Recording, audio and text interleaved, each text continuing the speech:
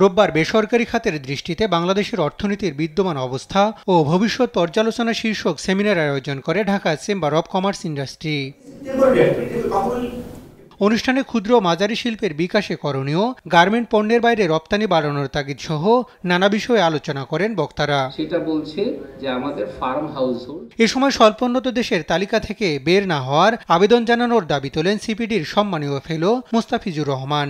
আমরা একটা আবেদন করতে পারি, কিন্তু আমার যেটা ব্যক্তিগত মত সেটা হলো যে আমাদের প্রস্তুতিটা যাতে ঘাটতি না হয়।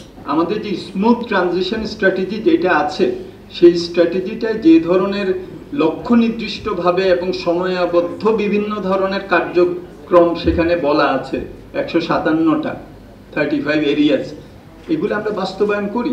অনুষ্ঠানে পরিকল্পনা কমিশনের সদস্য মঞ্জুর হোসেন বলেন, এলডিসি গ্রাজুয়েশনের সরকার নীতিগত সিদ্ধান্ত নিয়েছে, এর জন্য যেসব প্রস্তুতি নেওয়া দরকার তা নেওয়া হচ্ছে। সরকারের সিদ্ধান্ত হচ্ছে এলডিসি গ্রাজুয়েশন আমরা করব এই মুহূর্তে, এবং সেই জন্য অনেকগুলো কমিটিও কাজ করছে। মুস্তাফিজ ভাই যেটা বললেন, একটা হাই লেভেল এক্সপার্ট কমিটি আছে, একটা স্টিয়ারিং কমিটি হয়েছে যেটা মাননীয় প্রধান উপদেষ্টার নেতৃত্বে আরও কাজ করছে, প্রিন্সিপাল সেক্রেটারির নেতৃত্বে একটা কমিটি কাজ করছে।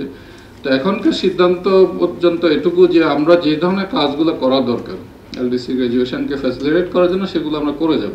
প্রতি 2 মাস পর পর প্রধান উপদেষ্টাকে কার্যক্রম নিয়ে আপডেট দেওয়া হচ্ছে বলেও জানান তিনি। প্রতি 2 মাস অন্তর প্রধান উপদেষ্টা নির্দেশ দিয়েছেন যাতে এই প্রোগ্রেসটা ওনাকে রিপোর্ট করা হয়।